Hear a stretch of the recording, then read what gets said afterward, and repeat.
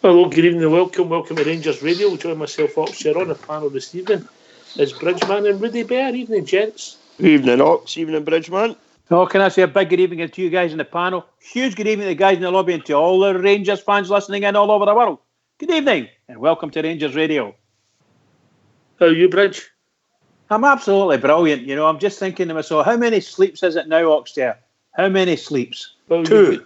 Two sleeps. And a couple of naps in the afternoon. And maybe a wee matinee if you've not got any telly. Well, no, it's pretty bad, isn't it? Pretty bad. But I've got another telly that we've been using in the bedroom type thing, so I just brought that back out again, you know. Oh, I couldn't imagine you missing Terrible, Bridge. Oh, jeez. What can I say? What can I tell you? What can I tell you, pal? What does she like? Terrible, Tipping Point, or The Chase? My wife prefers The Chase, I think. She actually likes Tipping Point as well. And she also likes that one with it. Was it now the one that Roy Walker used to do? Remember the say what you see, something like that. Catchphrase.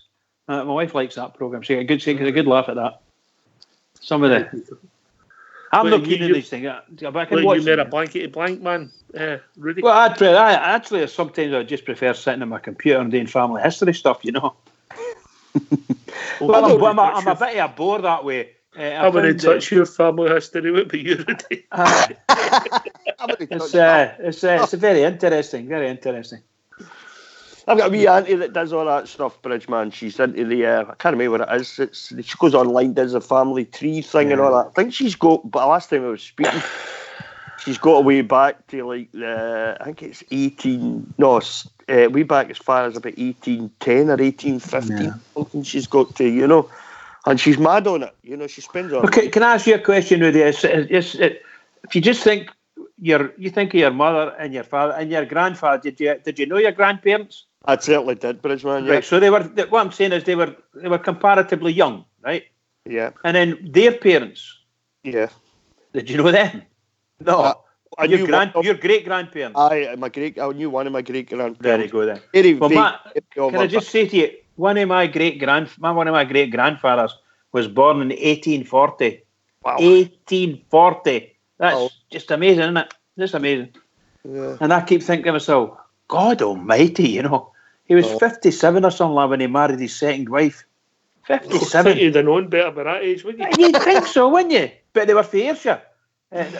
Sorry, the lassie he married was her second marriage as well, and her name was Templeton from Kilmarnock. What was her ex called? Robbie Burns? No, could have been right enough at that age. Could have been.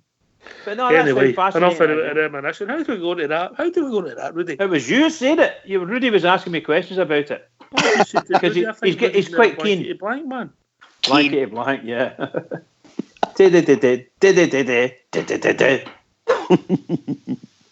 Anyway, a big game coming up on Thursday night, and European games at Ibrox, a special place when we get the result and the crowd behind us. You know, we've had some fabulous nights through the years, Rudy. Yeah? Aye, I mean, you can go back to like the Parma one, which is one of my favourites, I have to say. Parma, right, okay, Parma. Just even... Is there always going to be food in your favourites? Even just and are you going to go for Chicken Kiev for your next one? Chicken Kiev. Even just thinking back to that night all the years ago, still, you know, when you watch it on YouTube, and the memories flood back and the hair stands up in the back of my neck just thinking about it. We played Parma twice for them, but that was the Champions League qualifier. That's right, aye. Aye.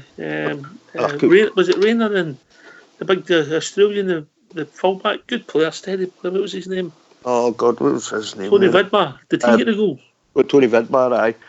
It was just an exceptional night after the Peerwise Ox, you know, and we've all been there for European nights under the lights at Ibrox. There's nowhere better to be, Ox. It's as simple as, you know. So have a quick a discuss with Bridge. You can go back before the lights, mate. And you said Palmer is your number one, so have a think about number 2 and number 3, mate, yeah? Right, okay. All right, you go back a wee bit further than that, Mr. Bridge. Yeah, indeed, pal. I think European games, I have to go way back to my youth, you know. And I mean, like the most memorable European tie that I think Rangers ever played was against Real Madrid. It was just unbelievable. We were like 10 bob a ticket or something, which had never been heard of, Incredible stuff. I think the place was just booming, And I remember. What time did that kick off at Bridge? For the younger boys that would be listening? It would be probably about 8 o'clock, half 7, 8 o'clock. Was that? Did we have the lights then? Aye. When we played Real Madrid. Aye, did we have the lights? Aye. No. Remember some of the early European ties. I'm sure we had the lights. Well, I know that. In fact, some of them still don't have lights over in Europe, and they have to play at 5 o'clock, 4 o'clock, and things like that. It used to be afternoon games sometimes, but no, that we were fully up and running. Rangers did very well. It was a smashing game.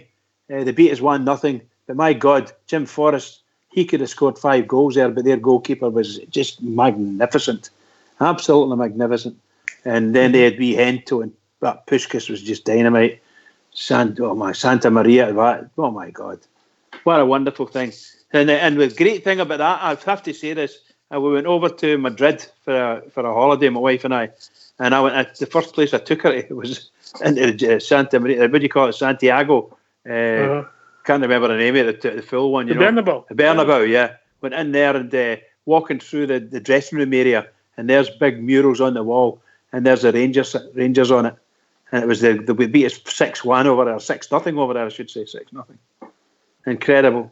So it beat us 1-0 here and then 6-9 over there. Incredible.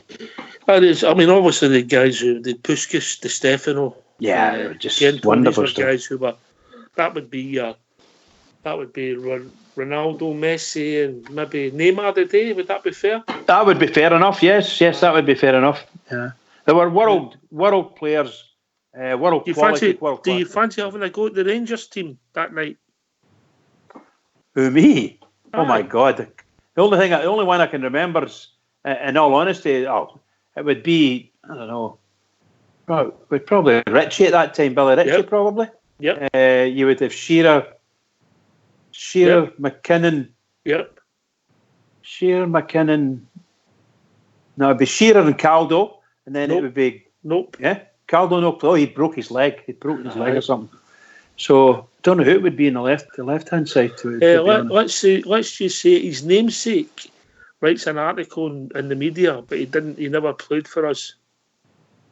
There's a clue. Wow, let me think on that. But I think we had Greg, McKinnon, and Baxter. Greg McKinnon, Baxter. Yep. Yeah, and then it was Henderson. Yep. I think it was McMillan. I think McMillan, Forrest. Nope, Forrest was McMillan. Playing, yep. It was Forrest. Was McLean? Did McLean play that night? Yes. George McLean, and it would be Davy Wilson on the left wing. Right, you listening? Uh-huh. Richie, Greg, McKinnon, Proven, Shearer. Baxter, Wilson, Brand, Forrest, Henderson, George McLean. George McLean, right, well done. So was it far away, was it? No, you weren't far away. The official attendance, and that was a bit, what we were paying that was a bit treble what people paid into the game then, wasn't it? Yeah, 10 bob that night. As far as my memory says, it was a bit treble the price for that game because it was such a glamour tie, and it was 81,000. And I'll tell you something, and I'm not being funny. There was hundreds and hundreds, possibly thousands skipped in. Because they managed to, somebody threw like it was like a prison thing. Somebody put a rope over the fence or something like that, and out of the wall, and the guys were climbing up over the barbed wire. You're not that much older than me. Did you remember that game? Yes. Listen to that. No. But that's great memory there for you, Bridgeman. Yeah, thanks, Rudy. Thanks. It was a fabulous game. The atmosphere was electric, and Real Madrid, were, as I say, full of stars, and they could play football. They were wonderful, absolutely wonderful. Hento could run like a wind. Yeah. I've got to get him back. Get back to Ibrox here. Bobby Shearer was athletic. Well, I remember the statement that Bobby Shearer made. He says, Hento might be fast, but he's not going to get past Captain Cutlass. There you go. That was his words. They'll no beat Captain Cutlass. And what's the first thing he did? He rushed past him 3 times. We gone. You think your players would learn to keep their mouth shut in the press? Exactly. Anyway, so that's, well, have a think. Bridget will come back and maybe think your other ones, but that's some game. I mean, that's 1963. Me and Rudy weren't even born then, weren't we, Rudy? Aye, I was just on the way then, Oxter. I wasn't even thought about Rudy. I don't know. You say that. I was even thought. What you like?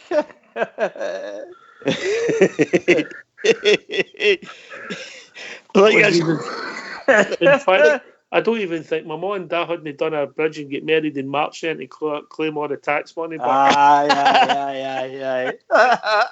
Like you making it you're 26 is wearing a bit thin, Ox, to be honest with you. Oh, no. I've aged a bit since then. I'm 27 now. Aye, I'm 27 now. All right, so if people want to join us, what's the number, Bridge? The number's 0141 356 1972. Where else can they join us, Rudy? Oh, he's fell asleep. He's fell asleep. They can join us on Skype at rangersradio.online and Foxy Boy or Terry Workman will bring us in, no problem. We'll look after you. You know what's up with him, Rudy? It's too late for him. These older guys up late at night. It's too much for Rudy. I think his wife's no made his dinner yet. That's what I think. He might be hungry. I'm sure he'll be back ways. But we've been joined by Port Bear. Evening, Port Bear. All right, lads. Bridgeman Ox, how we doing? Port, all right, pal? Not bad, mate. Rudy must have smelt his pudding there. That's what you reckon. Nah, his pudding must have been right, Rudy, you're not. If you don't come and eat it now, you're not getting it. Trust me. me. Bring the other caller in, Ross. Ox here. There's another caller there, mate, I think. Oh, you carry on, mate. You carry on. We're talking about European memories here.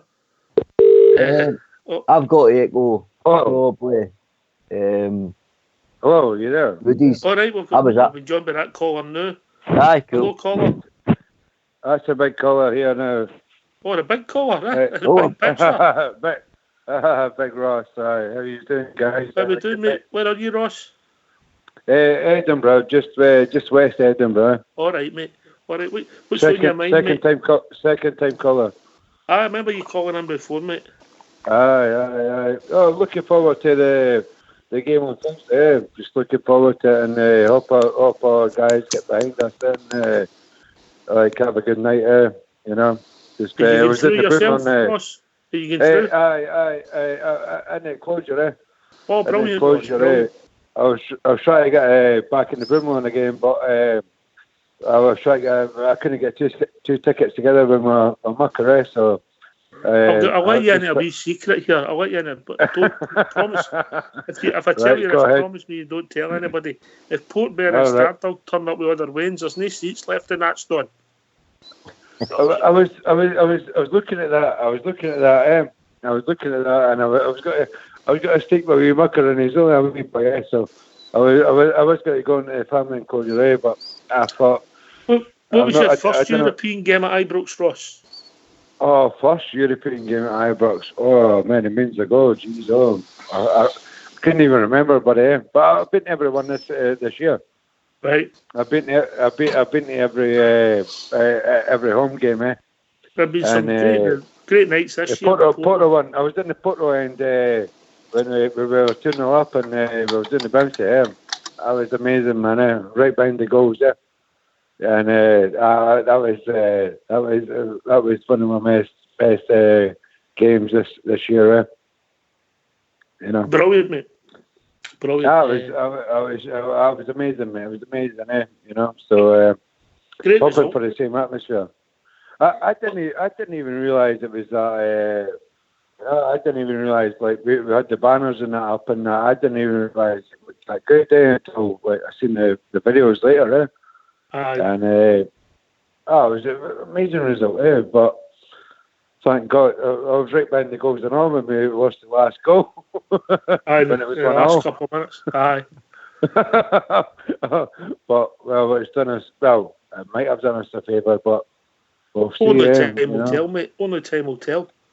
At the time, Braga was sitting 13th on the table, and now they're sitting the third there. I don't think they've hardly lost a game. I think since they drew us.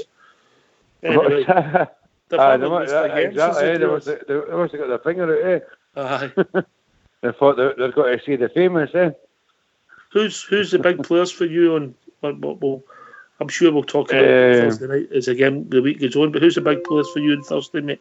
It's hard to say, man. You know, we've obviously been slacking the last couple of games, and it's a tough one, man. A tough one, I bet all the Hearts supporters round about where you live thought it was brilliant. They've not won a game since, that was tough, man. That was tough. That was tough, and every game's been tough. It's nothing to do with where I live or anything like that. You know what I mean? It's fucking, pardon my French. You know, it's been tough, mate. Kelly, like. Oh, it was sore, mate. It was sore. Listen, Ross, we've got a lot of callers coming in, and Rudy's back with us. Listen, thanks for the call, mate, and you have a great night on Thursday. And maybe let us know how you're going in the game. What are you thinking? What's your thoughts on your setup on Thursday? What's your set? Aye. Oh, I'm going to be honest with you. I'll take a Bridgeman all day long. Bridgeman. A what? A 1-0 win. 1-0, yeah, 1-0. That's what I'm going for. I'll be happy with that. Very happy with that. Very happy. Anyone. I know away goals could maybe come back and bite us, but anyone. I just think for morale, revenue, gives a lift, everything important. Do you think we need a change of setup? Go to up front. What do you think about Cranberry? What do you think about signing Cranberry? What was that? My nephew's a Hibs fan, and he's laughing at it, man. You know, what do you think about that signing? I'll tell you, Rudy Bear, but I don't think we've seen enough of him to judge the boy, Rudy. No, I don't think so. I mean, he's a couple of starts off the bench with about 6 or 7. He missed a sitter. He missed a sitter against Aberdeen. It's a total waste of time bringing there only 6 or 7 minutes to go. But I was quite impressed with him. He was 1-on-1. He was 1-on-1, and he let the keeper come out and run to him. Well, I don't think it's fair just to... If that was Morelos, that was in the back of the net. I don't know. Exactly the same as the Porto game. Morelos just popped it in the bang. Just put. Morelos is on foot. Listen, Ross. I was sitting behind the net. I was sitting right behind the net at the time. Ross, I'll take your question in the panel, but we've got a lot more callers coming in, and we'll speak to you soon, mate. Cheers. No worries, guys. Have a good night, and have a good game on Thursday. Take care. Cheers, Ross. Enjoy the game. Ross. All the best, mate. Cheers. Take care, guys. Just about it. I don't think he'll change the shape, but I want to keep away from Thursday night's game because I'm sure we'll be banging that drum tomorrow night, but I don't think he'll change the shape. Briefly, Rudy, then Port. Oh, I don't see a big changes. I even think he'll go more or less with the same team it played at the weekend, Ox, to be honest. I don't see major changes. Thursday night could be what this team needs. If they go out and they get a good result, play well Thursday night, get a good result. Maybe that's the sort of boost of confidence that they need, to kick on for the rest of the season. So, I don't see many major changes, to be honest.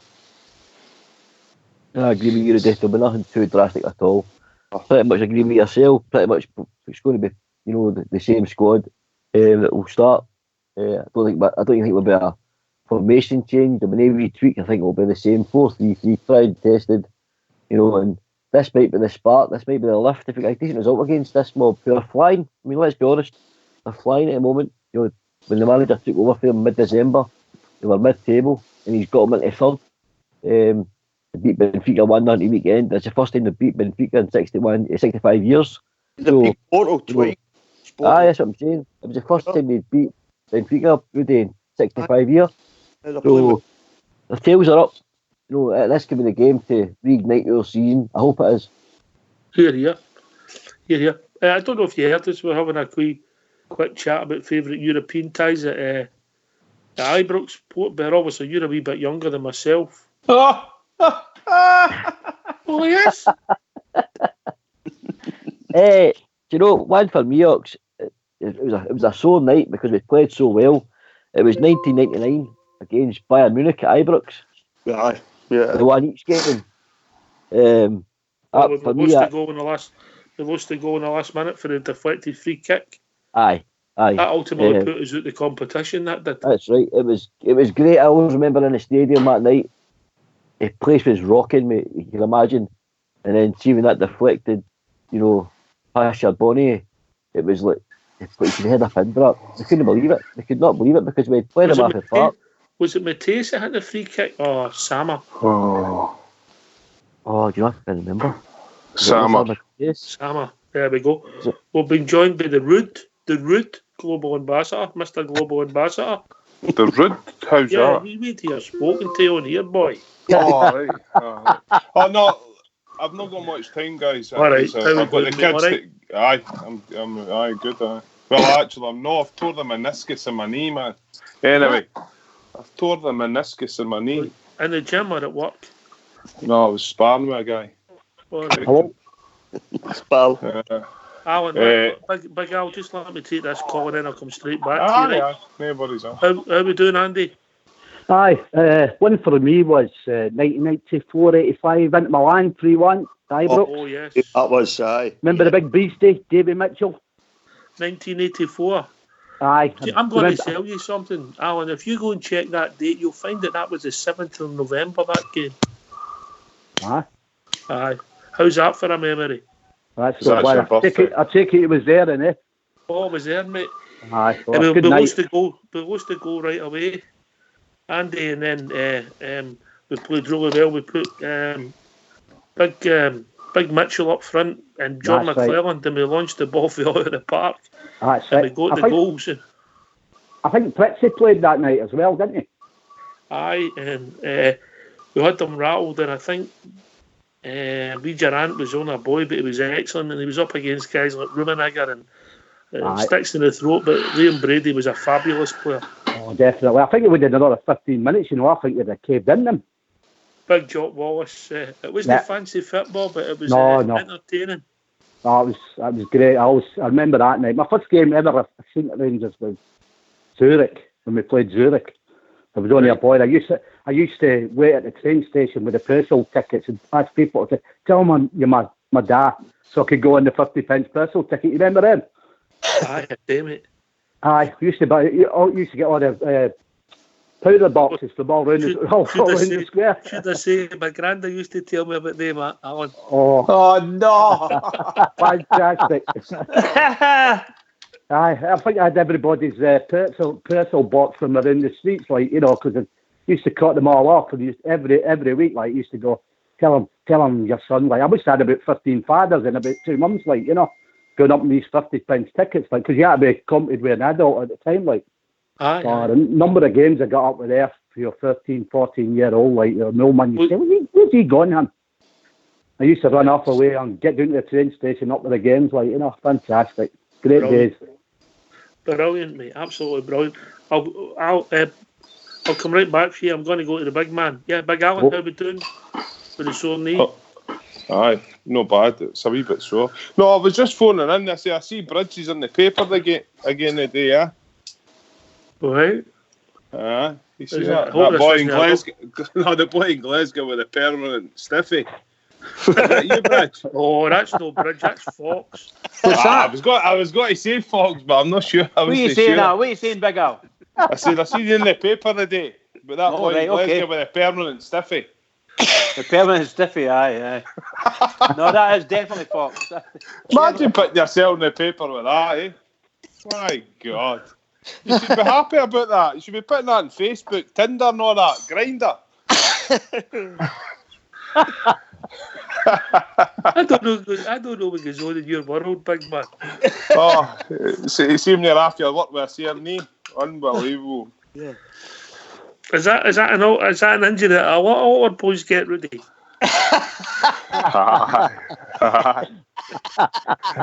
I'm staying off the arms about twice the size of the That's the only part that gets injured though. Well, altar boy. No, you started it, man. Japanese flag. Watch what we're saying, boys. Watch what we're saying. I know. You can't say nothing in the Nationalist Republic in Scotland, but I'm in Australia, so. Nah. All joking aside, guys. You were talking about European games. I always remember the night, the Parma game. It was the UEFA Cup. Yep. And had some team that Veron was playing, Baggio was playing the big one. No, Crespo, that's right, Herman Crespo. I think you had Sammer was playing as well. Was the other big Thuram as well, mate. Right. Lilian Thuram, that's correct. I did Buffon was a goalkeeper. Buffon was Fox playing, was he? But I always remember the reason I remember that night. Me and my father were at the game, but we were up the back of the Brimlin, but it was bouncing, man. It was the first time I ever felt like the stadium shake. It was a good game. And that was that was the start of the Advocates rain, wasn't it? The first season.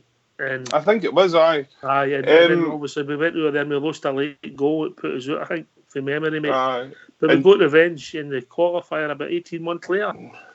I don't know, Stato. You're the man with the stats. I've not got them in front of me, mate. I'm trying to think. No, I know you've not. You're just picking them out of memory, which is great. It's a commodity that you should use a wee bit more often. You don't use it enough, I don't think. It's a company I keep, Al. But I always remember meeting Tony Vidmar in New Zealand, by the way, and he spoke about that night. He spoke about that night as well. He scored in the second time they played back. But that night, the one at Ibrox, he was talking about that night. I think he played with the Central Coast Mariners at the time. Ferguson, I think, was there, and they were playing. What team was it? They were playing the New Zealand team in the A-League. I went up to see it, and I met them outside the ground after it.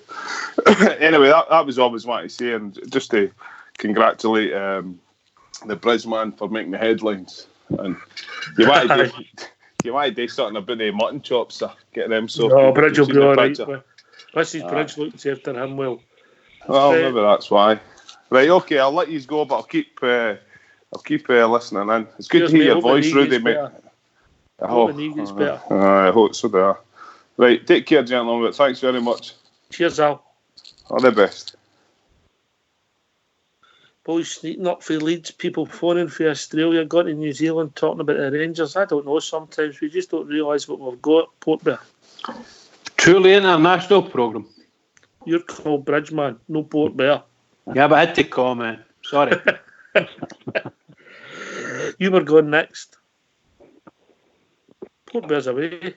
He's done a bridge. Goodness sakes, he jumped off again. Wow. He's on mute.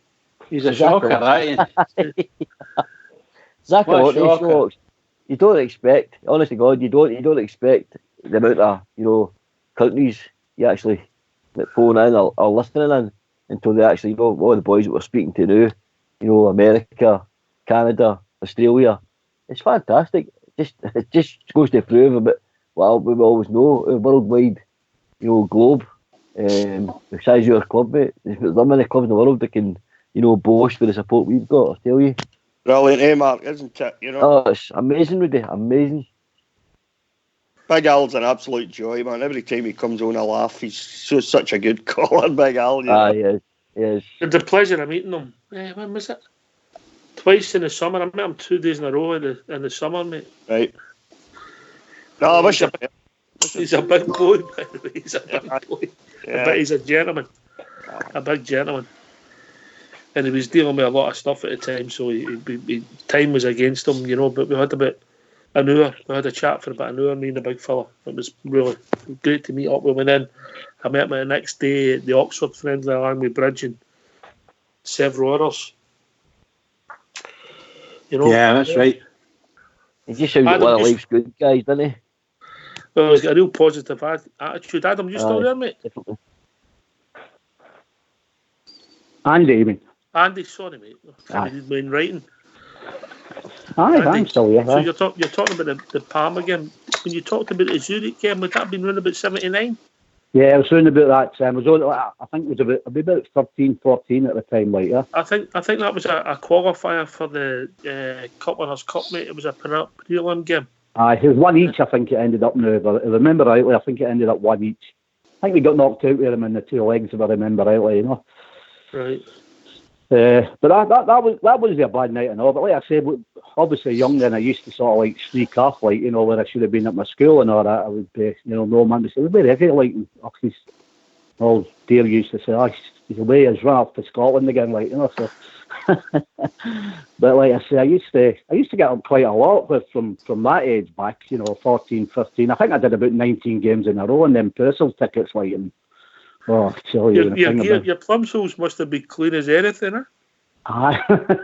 Well, like I say, I mean, what do you call it? It used to be, the old man used to be waiting at the door, like, they used to try and speak round the edges and all that, like, you know, get in this house here, you know. But, yeah, that's what he installed in me. He loved it in the end anyway. He knew where I was going to be, like, kind of thing, you know. But, yeah, I mean, I just love the Rangers. Still love them the same as I do now, then, like, you know. Brilliant, mate, brilliant. That's what it's all about, isn't it? A few more callers coming in. Okay, my friend. Keep supporting the show. And you need definitely. Get Skype sorted so you can come and join us, mate. Listen, just getting on the phone, like I'm telling you, this technology, and I've got about 5 different phones. Like every time I try to set something up, does it work? You know what I mean? So what we can do is we can put you in a course with Albert and Bridgeman. As long as I can keep speaking every now and again, that'll do me, pal. You know, brilliant, mate, brilliant. You know? And you look after that brother of yours. Well, I'll do. He's getting a wee bit better now, like, you know. He'll probably make an appearance somewhere down the line, you know. It's absolutely fantastic the two are on here speaking about the Rangers, mate. Hey, listen, it consumes us like, well, me and him was on it for about 4 hours yesterday, just on about the Rangers, you know. So we did about a couple of hours this morning, like, and we'll do another couple tomorrow, like. It's just the way it is. It's the way of life, isn't it? After your family, it's all it is, you know. Me and Fox were like that before, but Fox has discovered Sudokus, mate. They're taking up a lot of his time. Aye. But yes, yeah. Thanks for mentioning him anyway. Like he'll appreciate that. Like once he gets that test clear, he'll be on. Don't worry about that. All right, brilliant, mate. And you okay then? Catch you later, boys. Yeah, definitely. I'll give you. If it's quiet, I'll come in the pre-match for them. We'll have a look at. On the Thursday, we'll come and see what the team is. Not a problem, mate. Good to speak to you. Okay then, okay. Cheers, mate. Cheerio now. Bye-bye. Cheers, mate. We'll be joined by Albert. Evening, Albert. How you doing, troops? Sorry, Albert, mate. Albert. Hi, how you doing, guys?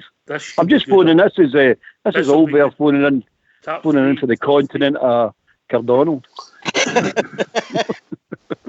We want our pitches back, Albert. We want our pitches back. Aye, you're right with them, mate. All 50 of them. Aye. I was phoning in for the European one. The one I remember, I don't know if you remember it, Bridge, the first cup game against Newcastle. You remember that one? But that was great. 1969 games.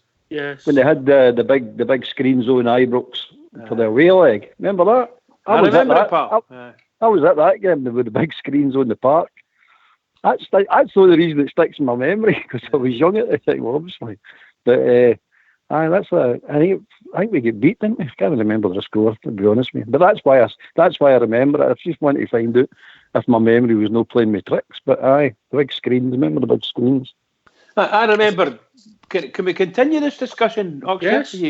I remember going way back to probably about 65. We played Inter Milan. And we played them at Ibrox, and it was something like we beat them 1-0, and we played them over in their ground, and we got beat 3-1. But I think they were the first team to score in the first foreign team to score in the San Siro in a European game. Some sort of record there. I don't know what we might even be the first team to beat Inter Milan in the cup. You know, the first maybe British team for a while. But I remember it well. It had been snowing and the snow was piled up on the sides. Marvellous game. Marvellous stuff. Big Roger Hind smashed it off about 30 yards. And I think wee Forrest just managed to... The keeper blocked the ball, but I think Forrest popped it back in the net again. Just great. Marvellous stuff. These were wonderful nights. Sorry, pal? what about the Nothing Eats game in 2007 with Barcelona? You know, it wasn't the most exciting game, but an absolute defensive masterclass. That would have enjoyed that game. If that wasn't us, it was playing in that, they'd get football stopped. Yeah. It's just when you think Ronaldinho, Messi, all their team that night. It was a good result for us, but it was, and we could have won. Was Messi playing? Aye, he was playing. Wow. Aye. He came out in the papers afterwards and slagged us off, so he did. Aye, anti-football. Messi must be younger than Rockstead, surely. Just joking. David Weir, Carlos Cuellar, centre of defence, Big Kuza and Randy Shilling to the deck that night. Brilliant. Well, with those two centre halves, you've got a good blocking defensive machine there. They were really good. They knew how to tackle. Do you know, I think we took 7 points. That was, we beat Stuttgart, then we beat Lyon, then we drew with Barcelona. After the 3 games, we were sitting top of that group with 7 points. Yeah. And then that was it. But then we ended up third and went to the final in Manchester, so it worked out all right for us all there, didn't it? Okay. I remember that night with the Nothing Eats game with Barcelona. We missed a sitter that night. That French boy, what was it? Dechamp. Was it Kuza and the other one? Darcyville. He missed a sitter that night. So we used to beat them 1-0. Which would have been. By the way, I'm not going to talk about the game for Thursday, but that's what Gerard was talking about, parking the bus. He's talking about parking the bus on Thursday, Albert. That's what he's saying. He says, "I don't think I'll not consider parking the bus." Oh dear. And maybe he's trying to stay in the tie, mate, getting a wee goal and make it harder for them. It's a European tie now, isn't it? Oh, aye. It's serious stuff now. It's big money stuff now, isn't it? Aye. Rangers could play counter, in my opinion, guys. See with the pace we've got going forward. If we could trust where is that pace? Because it's disappeared. No, I know that, mate, but it was there. I mean, that pace definitely was there. And, you know, we have kept a lot of clean sheets. Where you like it more this season. You know, I've thought about it a couple of times. I think about that defensive play. They're no good at having teams coming onto them just now. They're just on to deal with that just now. I don't think, Mark. You know what I mean? I could be wrong, you know, but I've just at the last few games, you know, teams coming on. I mean, look what Hearts did to us. We sat deeper and deeper and deeper, and it's only Hearts at the end of the day, you know. Same again, Marlock, you know. I'm not so sure we should play. I'm the same, Rudy. If we're going to go out swinging, I want to go out. That's if we're going to. I want to go out swinging. You were nailing the night out with me and Fox. That's what we do. If we go out swinging. I don't want to know about swinging. I mean swinging. You want to elaborate, Ox? You get your best shot. That doesn't add up, does it? Well, I'm trying to think. My favourite game.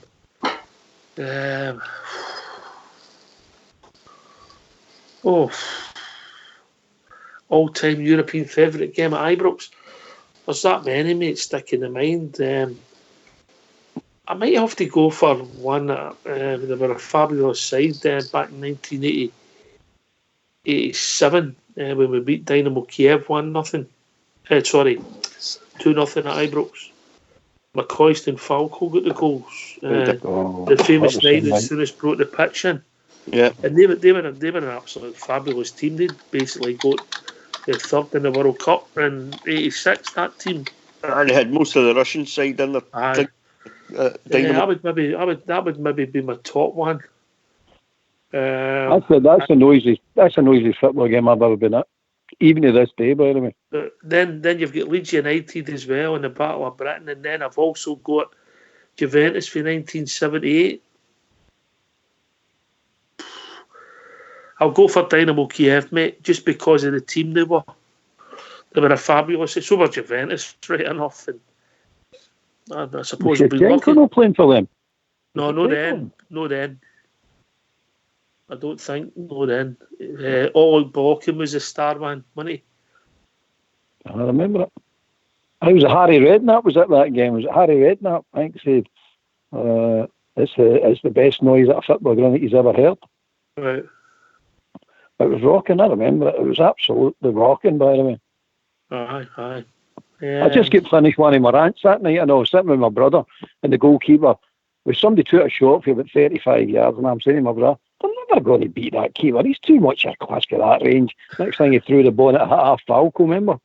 And I bet and we scored to it. I bet you without cheating, mate, nobody would get the team. Did we not do this before, this team? No, I don't think this team. Oh, have we gone for it? Right, I'm just getting up for you, mate, right? I've got it. What year, pal? It would have been 1986. Right, what start with Falco McCoist? Just go. Falco McCoist, I'll give you that, yep. Soonest played, yep. Yep. Chris Woods. He's in goal. Butcher. Yep. Danny Stevens. No, didn't sign after that, mate. Derek Ferguson. Nope. Ian Ferguson. Ian Durant was playing. Durant. David Cooper. Nope. Hold on. It'll be a team. Fullback. Right, you're listening to this, Albert. You'll fall off your seat, right? You listening? Mm-hmm. Go for it. Woods, Nicol, Phillips. Phillips? His boys playing for Liverpool at the moment. Played for Bolton. Signed with us left back. I remember him, aye. Right. John McGregor and Butcher were the central pairing. God. Then it was Souness, Durant, Avi Cohen was playing for us, and so was Trevor Francis. I like Big Avi. And then the substitutes that came on for us were John Fleck and Davy Cutwood. Wow. Yeah, there you go. If I never got it in front of me, I wouldn't have got it, mate, honestly. No, I wouldn't have got that either. No, me neither. Oh, shit, what was the year? What year was it when Rangers played like your Marseille and AC Milan, that whole debacle? Because that was something we had then. 92, 93, mate, yeah, that was... that was a great season. We didn't do particularly well at Ibrox in that competition, mate, but but the big night was if you think back, it was against Bruges when the famous Nisbet goal, which was Nisbet's, turned out to be Nisbet's last game for Rangers. Right. It did. Yeah. Well, full game, he played it, he came on at Parkhead, went there after 20 minutes and never kicked the ball again after it. And I don't think I've ever seen a goal like that before or since. I even remember Durant's goal over the Velodrome, against Marseille. Aye. The pizza volley. I mean, that for me, I was young, I was just growing up, and that was probably. See that game, Sports? See that game? Yeah. See that game? See, we drew it 1-1. See, we win that game, we're in the final. My mate turned to me that night and said, if Graham Souness is the manager, we're in the final. Because we sat back instead of going for it. They were rattled. That's exactly. Walter kept saying before the game, I remember him still in his wee sleeveless cardigan, and before the game on the pitch, I draw all days and night. We get a draw, that'll be good. And me and my brother are screaming, just win the game, we're in the final, come on, win the game.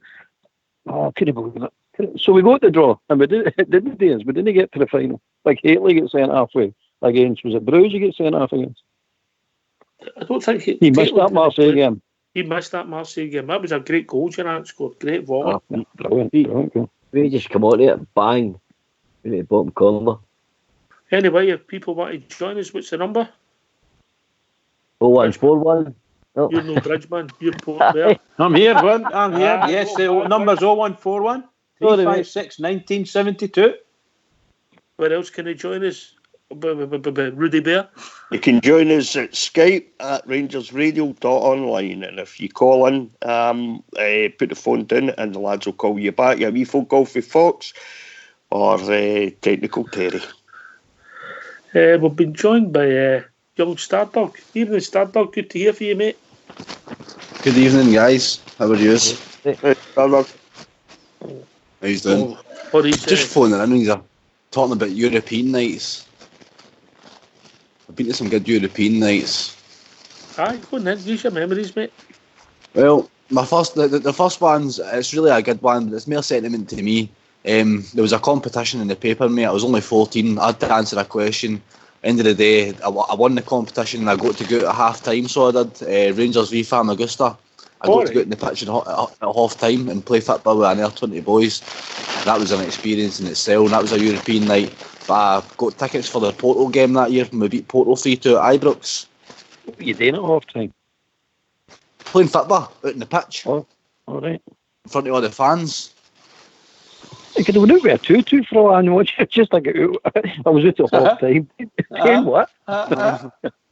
You could have been in the majorettes for all we knew there. Well, that's true, mate. I should have explained myself in a bit more detail there. But I went out at half time, mate, in front of 50,000 and a wee 5-minute game of football, me and 19 other boys, and that was an experience in itself. So it was. Aye, what a but the Rangers Porto game, mate, that year we beat them 3-2 at Ibrox. I think I'm right in saying Posso, Kyriakos and Lovenkrands got the goals that year, and we were on fire. Lovenkrands got the Champions League. He was in the Champions League Team of the Year that season. He was on fire that year, so he was. September 2005, mate, yeah? Yep. That's the one. A lot of interference for you, Stardog. Right, I'll cut out and I'll come back at knocks, right? Alright, mate. Cheers, bro. Right, Fox Chair, can I come in with another one? It's another old one, of course. Of course. Maybe Albert may remember some of it. It was when we played the great Spurs side in 1963. We went down there and they leathered us 5-2. And the great John White was playing, Jimmy Greaves, Alan Gozine. They were a great side, a marvellous team. And we came back up. 1963. I was just starting to chase a woman at that time. Well, there you go then. So they wouldn't be too bothered with it. Anyway, I was going to say, John Gregg was asked about it, but before the game, and he says, they beat us well down there, but they'll not beat us again. They'll not beat us again. My God, they just learned us the same again. I think it was. Mallman reckoned that was the finest performance he'd ever seen being away team at Ibrox. That's possible. Well, I'll tell you, really and truly, that they were absolutely outstanding. I mean, we've seen some great football at Ibrox, for sure, and some great teams have come a visiting. And I'll tell you, that Spurs team of that day were just amazing. They were great when they were doing there, and they were fabulous against us at Ibrox. They were just brilliant. I love Jimmy Greaves, and ever since I saw him in that game, I used to go to all the pre-season friends that we used to have with him. And Alan Gozine and Jimmy Greaves were a great pairing up front. Fantastic. Just brilliant. I think he took two corners down in Spurs to Tottenham, and John White scored 2 goals. Quite incredible. The great ghost of football, him, John White, marvellous. And would decide for us in a minute, mate. I believe he would have. I have to admit this. I was maybe too young to think about these things, but I never thought too much of him when we knew about him being a sort of big Rangers fan in any way, shape, or form. But when we were at Ibrox and we were listening to the guys on about us, we were saying, it'd be great to come to us. But even then, I don't know if we could have afforded him. He was such a marvellous player, big player. Big player. Stardog's back with us, yeah? I am back, mate. Is that better, Ox? Still there, brother? No. I don't know what you've Right, okay, mate. I'll go and try and get it sorted. Alright, cheers, bro. Right, bye. It's annoying, isn't it, Rudy? It's annoying when you don't know what's causing it, isn't it? He's filling his soup pot. Aye, Rudy. Mm-hmm. Aye, we said that before the show, didn't we, Ox? It's a newer mic. You paid a bit more money for it. They seem to be super sensitive. They're sensitive, aye. It's like Fox. Fox is a dear date, very sensitive. I'm going to bring him in. He's got some marvellous memories, and it'll be interesting to see. I've got a funny feeling his might be Bayern Munich, but I'm only guessing from memory, but I don't know if he can remember that game. I know he can't remember the final. Fox, you've got to come in and give maybe your top 3 games at Ibrox. The ones you've been to. You stole my thunder there. Bayern Munich at Ibrox beat them 2-0. An early goal for Sandy Jardine and a second goal by Big Derek Parlane.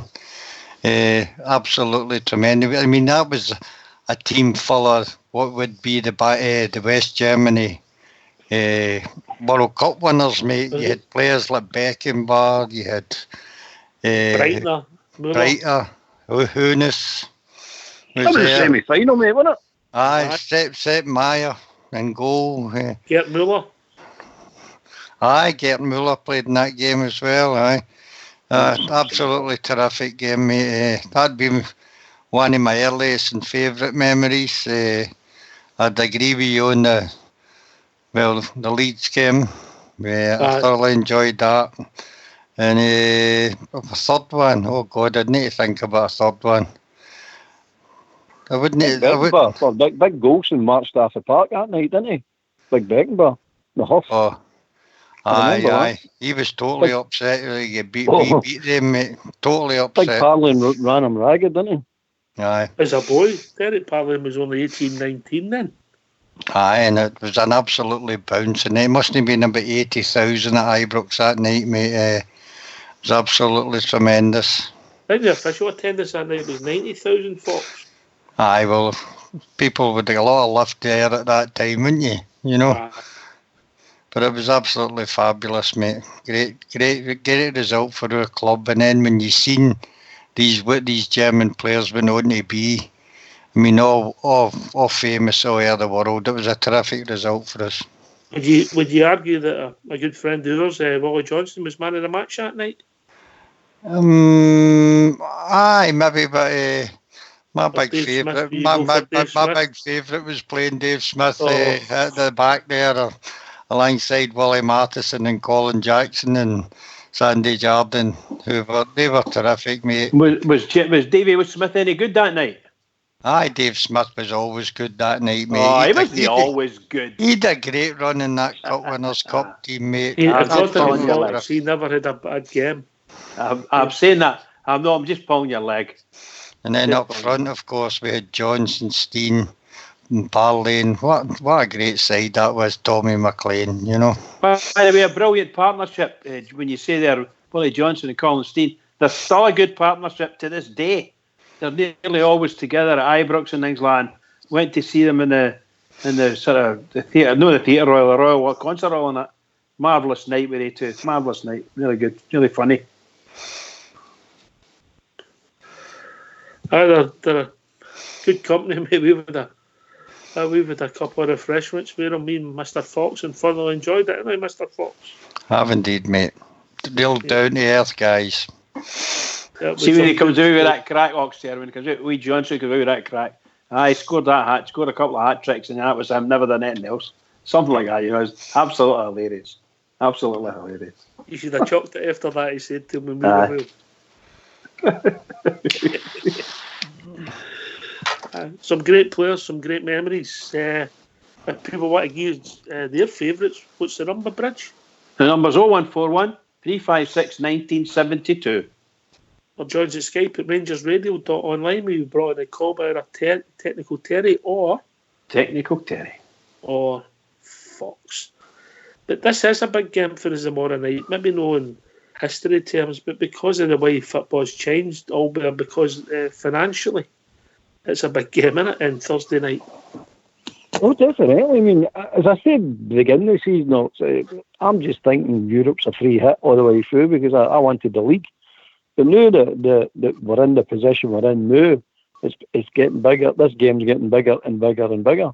And trust us, we'll look the way it is this season is we hit this team when they're hitting bang on for them, bang on. If we'd have hit them when we get drawn, right when we get drawn, we'd be not sitting there going, we'll slaughter them, we'll beat them, neighbour. We're off for them, they're on for them. But, as you say, the financial implications of this game is huge for us, huge, absolutely huge. But it's going to be a tough one, a tough game. Can you let us know what you mean by that, Albert, what the financial implications are? Any ideas? For next season, it's more money into the coffers for next season, and that's going to bear in mind, we're still building a team. We've not got a team yet. We're still building a team, and we need it. We're still needing a fair bit of foundations put in place. Indeed. And that sort of money is to get the foundation. The boys we've got to know are all right, but we're needing like mature. See the gap between our older players and our younger players. The gap in between is too big for us because we've not got enough players in that gap. Like the 25, 26, 27-year-olds. That's the kind of players we're needing, and 2 or 3 of them in the team, or in the squad even. We're still needing some quality out there as well, though. That's what I'm talking about, Rudy. No, I mean that age group at the prime of their careers and in good quality. Aye, definitely, mate, definitely. It is a big game for us, Rudy, because of that. And a big game because it's a European competition, but to help with the finances, no way could they budgeted for this right through the qualifiers, right through the group, and possibly into the last 16. Well, we said the same thing in the running up to the Young Boys game, didn't we? How big a game that was going to be, just qualifying, and getting out of the group, which is a fantastic achievement, Ox. And I think we've played, if I'm right, probably 15 games. Thursday night will be the 15th game we've played in Europe this season as well. I mean, it's football as well when you think about it, Ox. It really is, it's massive financial for the finances sort of thing. Financially, it's massive, and as Albert was saying, if you're looking to the summer to bring in the kind of players that Albert was talking about there, hopefully they're looking at 2 or 3 people, hopefully for the summer, 2 or 3 players. So that's going to help, boost the coffers financially, allows you to go out and spend a wee bit of money, maybe to plan ahead and bring in the kind of players that we're kind of lacking a wee bit at the moment, Ox. But European-wise, I'm a bit like Albert. It's a bit of a free hit for me, because we're coming up against this team just as they've had I think they're unbeaten in about 9 or 10 games. They've beaten Porto twice, they've beaten Sporting twice, and they beat Benfica the other night there. So they seem to really hit a run of form, whereas we've dipped obviously since we came back from Dubai. Mm-hmm. So for me, it's Europe was always a bit of a free hit because, like Albert, and I'm sure like every other bear on the planet, and all the thing for us this season was the league. And up until we came, it's not going yet, but we'll see what it takes us. And you come Port Bear before we go to the tune financially, big game for us. Aye. Oh, you know my feelings on it. Europa Cup. As far as I was concerned, it was gravy. The last 2 years, but Gerrard's took us on this fantastic run, mate, and he's done. He's over, but succeeded. My expectations from a young manager and a team that's just been built. The first year in Europe, I thought he'd done well. He surpassed that this year. And the money is important. If you want to go and get that player, a 26, 27, 28 with experience. Like good solid championship players, or maybe the lower half of the Premier League. That's the sort of money you need. You need better money to offer better wages and bigger transfer fees. I understand what Albert's saying. We do lack a nucleus of maybe 3 or 4 25 to 28-year-olds with absolute experience, to help a lot of your young guys. Because there's always been experienced aging teams to help these young guys through the tougher games like Kilmarnock, games like Hearts. To drag you through, tell you, right, wee man, come on, get your finger out, let's get into this mob sort of idea. So, the money's really important, definitely. To get the quality, because obviously it wasn't a young team we put against Kilmarnock, let's be honest about it, wasn't that young? Anyway, we've reached that time of the evening, we're going to have a tune for Old School Blue, I think.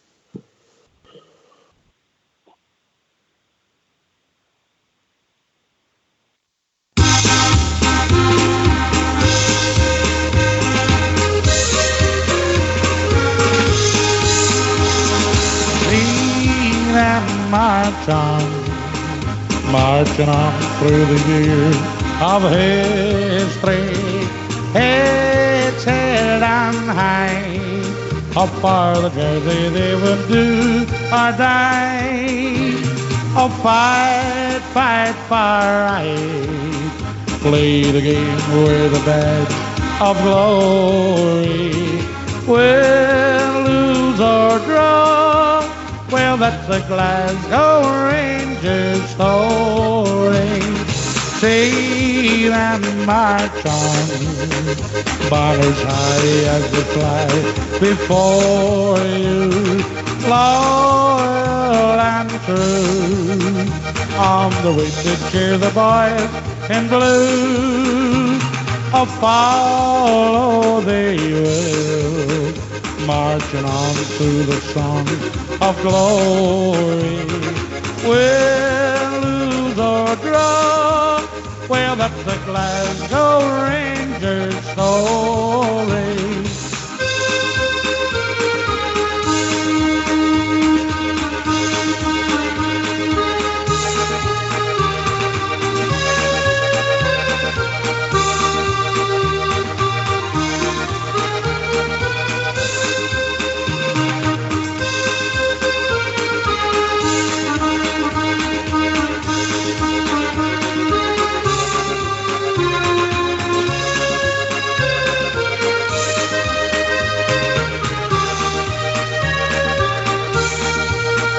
Have you seen the Glasgow Rangers?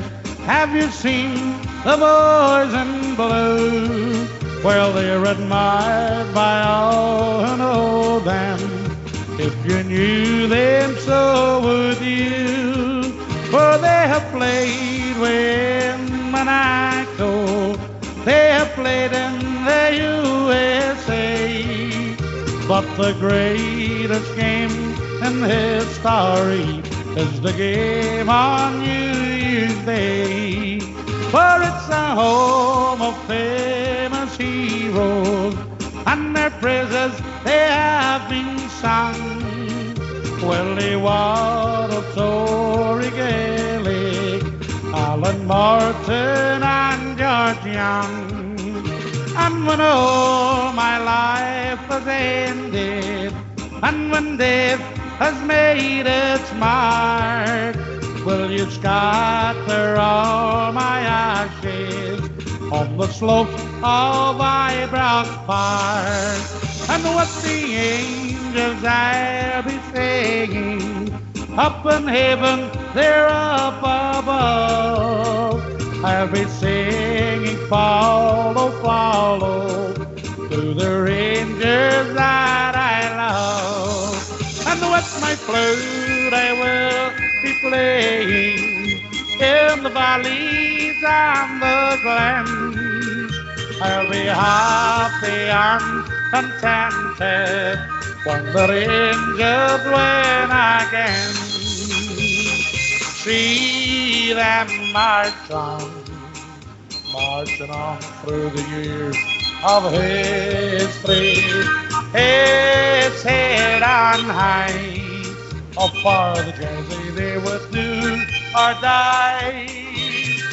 Fight, fight for right, play the game with a badge of glory. We'll lose or draw, well, that's a Glasgow Rangers story. See them march on, banners high as they fly before you, loyal and true.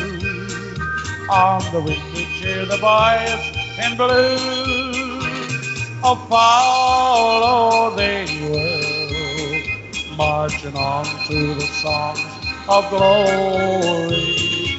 We'll lose or draw, well, that's the Glasgow Rangers story. We'll lose or draw, well, that's the Glasgow Rangers story.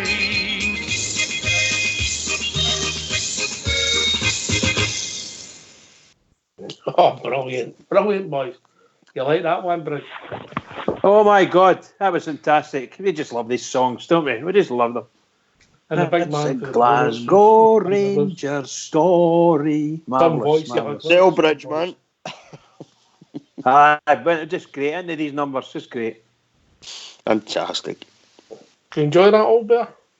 Oh, smashing, mate. Smashing. Ups and up and down the hall as usual. It's not the exercise I really get now. What's it, the 10 o'clock tune? Regular, mate. At least you're getting regular exercise. Aye, true. By the way, congratulations to whoever selected it, Foxy. I'm not dead sure if it was Foxy or Terry. Old school. A joint effort.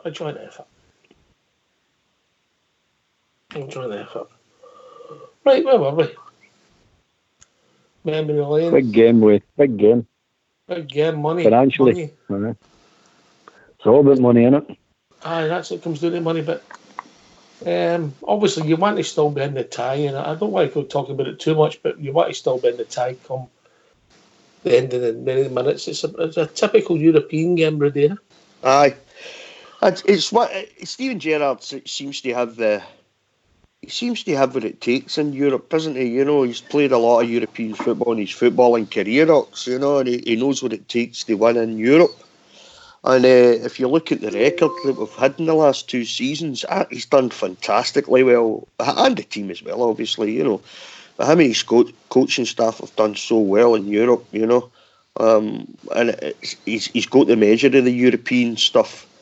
As far as, see, you don't want to talk about it too much, you know, but as far as Thursday night goes, I don't imagine it's going to be any different to, you know, some of the other games that we've played against, like Porto, you know, and Feyenoord, which were 2 fantastic performances at Ibrox. Yeah. I've been joined by a caller. I don't know. Evening caller.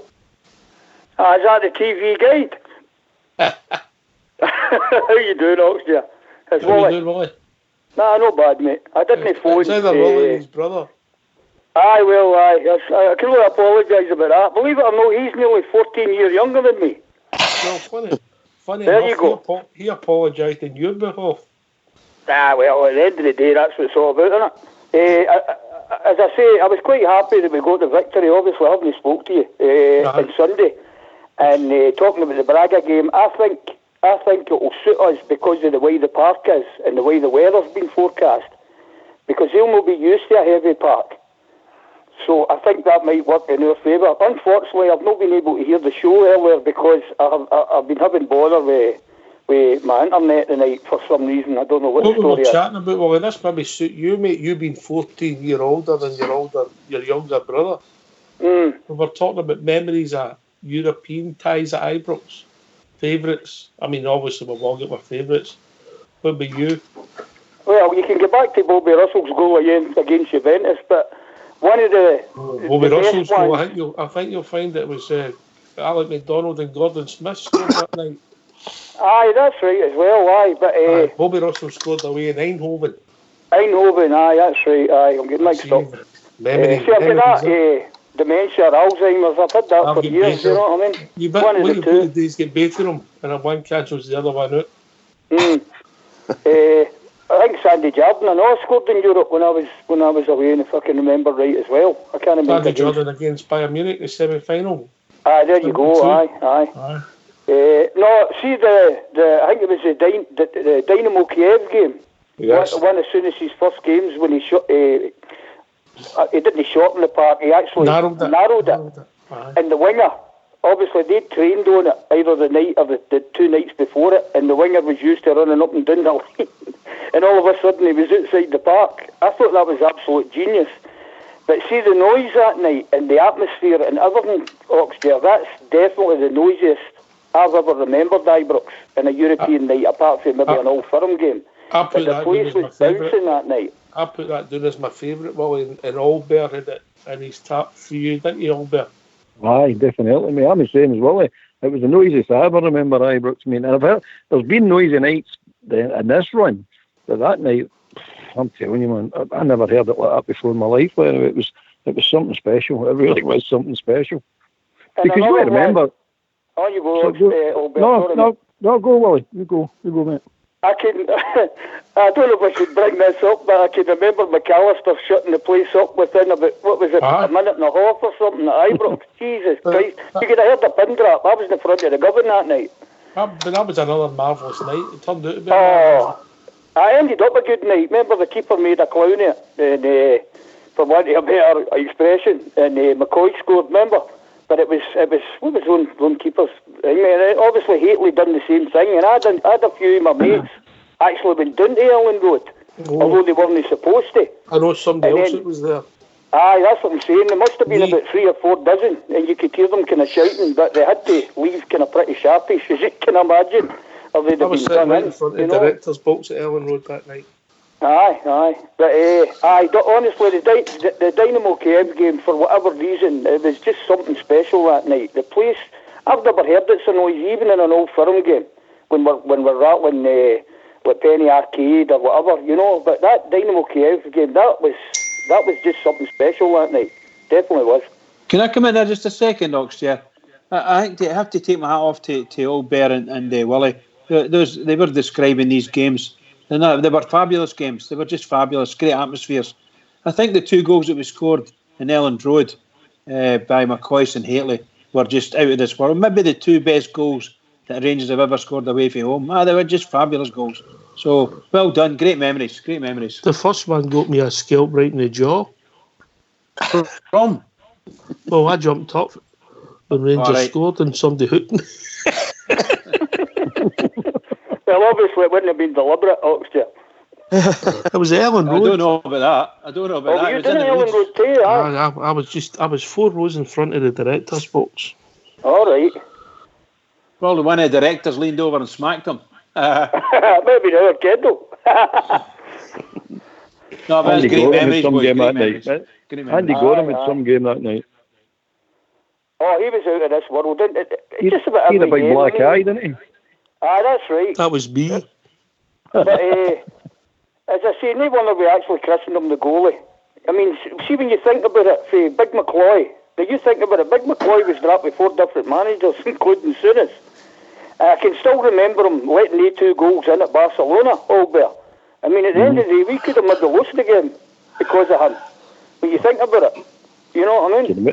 The worst one I seen with Big McCloy was, remember the Scottish Cup final, he was swinging on the bar? Aye, Aberdeen, that's right. Aye, so remember that? I couldn't believe it. There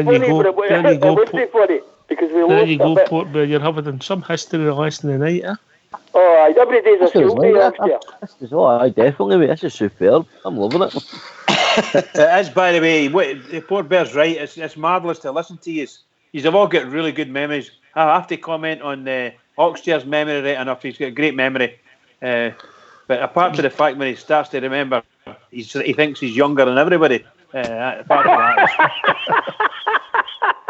Listen to this one, Willie. Listen to this one. I heard. I don't know if this is true, but I heard that there was a player playing in Ibrox on the Leeds United, the Rangers and Leeds United game that night. That was on the plane, the Manchester United plane that crashed at Munich. Lukic, the goalie. His mum was one of their hostesses and she was pregnant. Supposed to be. Well, he wouldn't be a Rangers player because that swine Busby was one of them. There's no way they'd been a Rangers player. What was that, Albert? The lady may have been pregnant or something with John Lukic. The story goes that one of the stewardesses was pregnant and the Wayne was Lukic, the goalkeeper for Leeds. God almighty. I don't know if that's true. I just heard that. I don't know if that's true. Well, if it isn't, you're making a really good story up, Albert. I definitely. I've just seen that one of the Harry Gregg died yesterday, wasn't he? Boy from Belfast. Aye. Was he an Orangeman, Oxchair? The reason I'm asking, my brother texted me yesterday morning in the Miller Bank Orange Hall in Springburn, because Gary stays with my mum in Bishop Briggs, although I've been in Cumnock for years. They had the flag at half mast, and he was asking me, and I said, to be honest, Gary, I don't know. Because obviously the Northern Ireland, especially in Ulster, between George Best, Whiteside and all that, it was heavy duty at one time, I wouldn't be surprised, Willie. I wouldn't be surprised if it was. Listen, Willie, we'll get some more callers coming in. You go and get your brother rattled up and we'll speak to you soon, mate, eh? All right, mate. All right, good to speak to you. Hopefully well done, Willie. Well done, pal. Brilliant, Willie.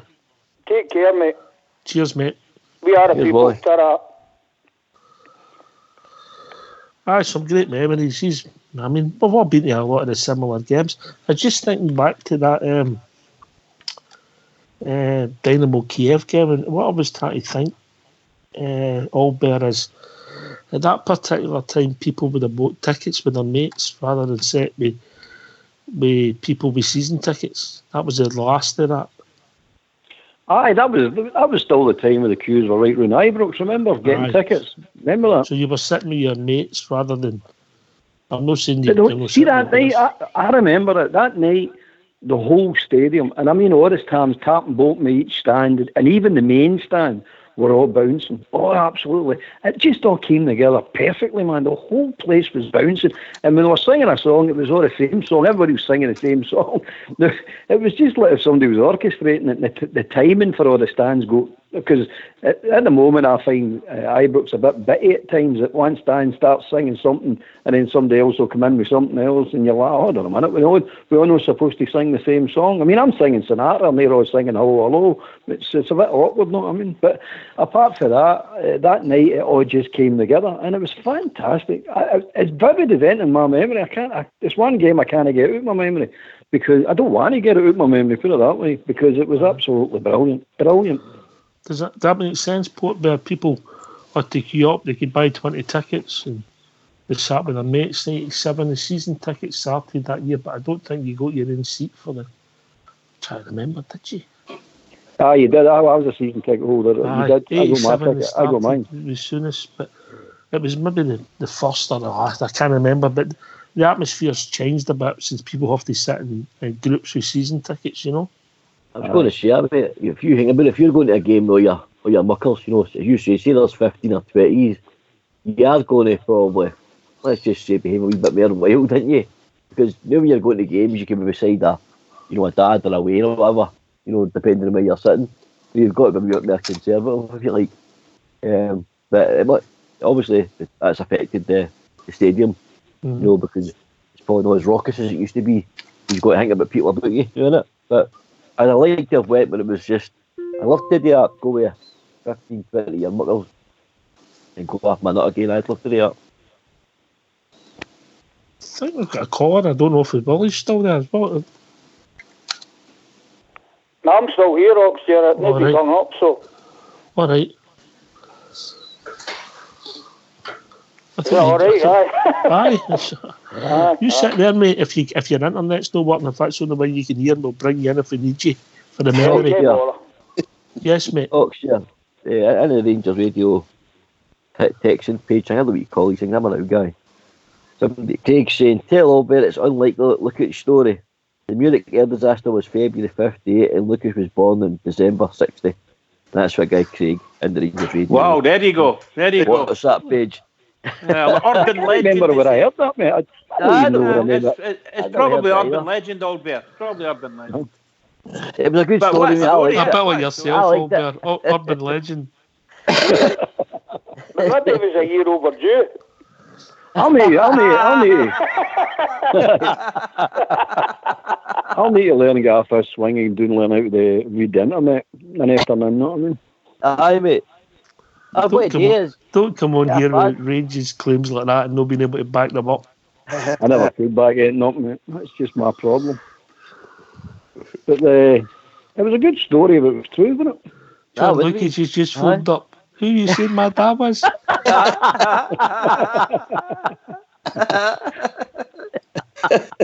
Scandal in the football again. Scandal in the football. Did he not win the league with Arsenal and Leeds, that John Lukic? He wasn't the best goalkeepers today, was he? Was he the one when they beat Liverpool, when they won that game 2-0? Aye, Anfield. I think Anfield. He was. Yeah, I think he was.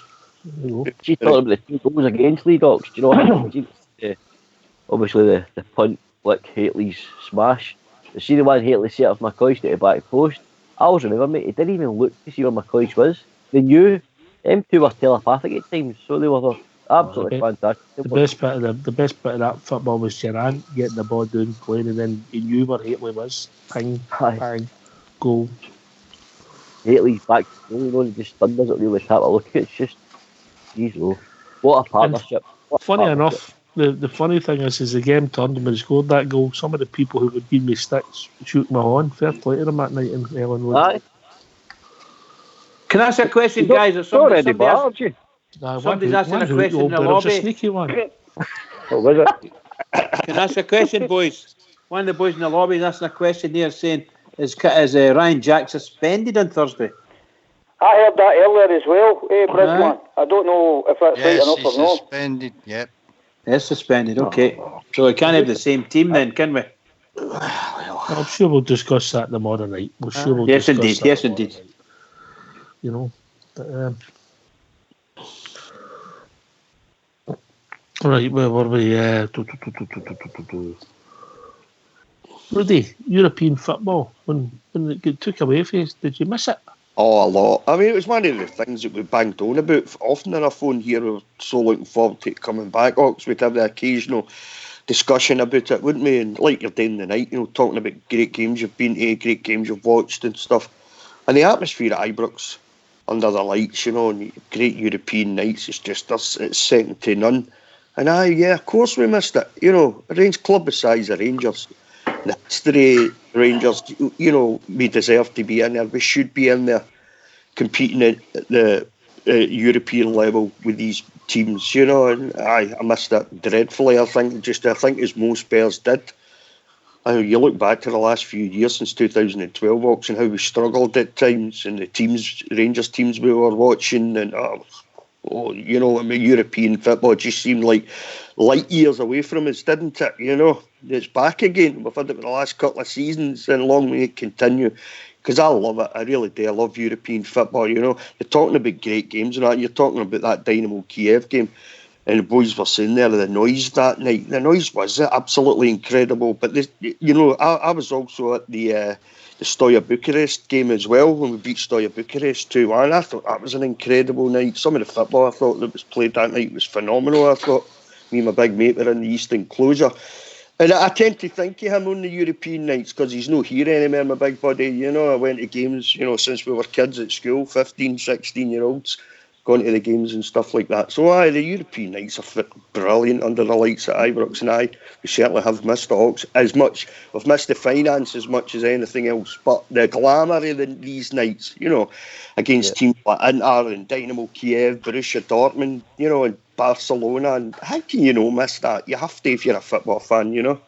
Would you the pre-European ties when we played Moscow Dynamo? Were you there? No, I think I was. I'm trying to remember. I think I might have been working away at that time. I think you were 20 years before. It was 20 years before you were born, mate.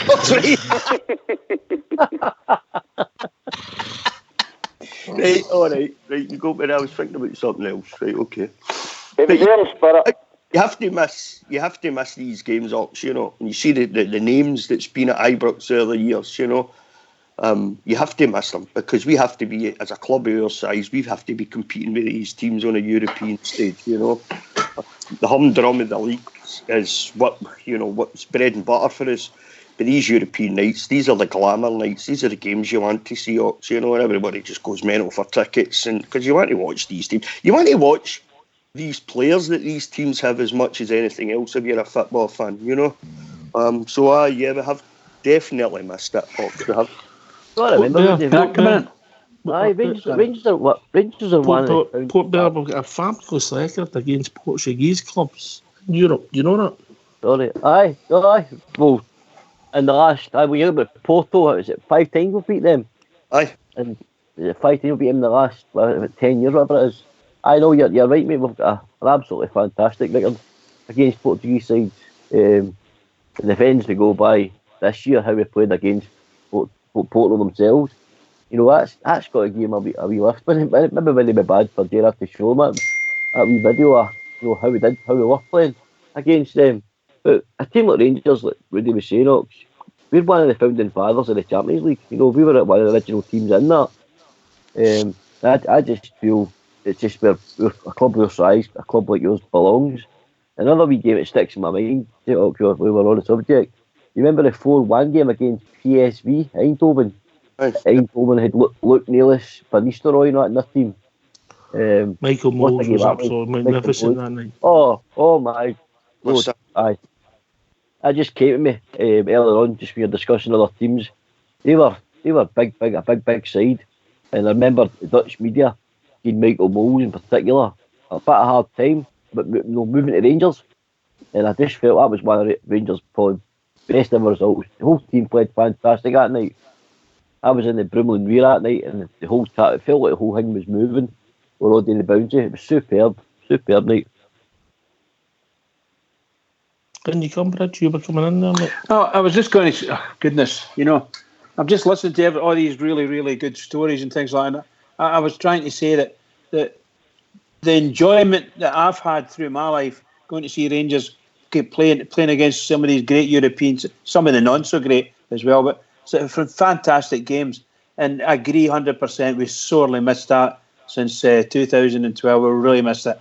And the last couple of years, getting it back in, just as Rudy said, it's been absolutely outstanding. Absolutely outstanding. It's really great for us. And that our players, if they've ever needed a kick up the bum to get themselves going or compare themselves to anything, they're coming up against a team that's probably going to be maybe a bit better form-wise, maybe a bit better than us form-wise. Our players are going to have to play right at the top of their game, and it's for the last 16 position. So you're not going to get much more pressure than that, and it's just brilliant to think about it. I'm so looking forward to it. You have no idea, and I really am. When I look back to the crap that we've played or how poorly we've played at times during games, it really makes you sort of tingle. Can we do it? Can we actually go out and play against these teams? And I just wish the manager and his coaches all the luck in the world in getting the boys turned around, because they really need it. Really need it. Steven Gerrard's got an excellent record in Europe altogether. Yeah. Oh, I mean, it's fantastic. I mean, the games he gets you through is the games I suppose we should be getting through. All of the supporters think we should be getting through. But over the years we've all watched Rangers, we've fell at some of these hurdles, and sometimes we've fell at these hurdles on a regular basis. But Gerrard seems to he's got the knack to get us through. Big Abdicat had the same sort of knack to get us through these games, you know what I mean? And it's fantastic. I mean, his record's there to be seen, you know what I mean? And anybody thinks it's no something to be proud of, I'm not a football fan. I'm just not a football fan if they don't admire what the boy's done, especially in Europe. It suits your football, doesn't it, all fair? I think because they come out against us and they play football. And any team that I find opens up against Rangers do well.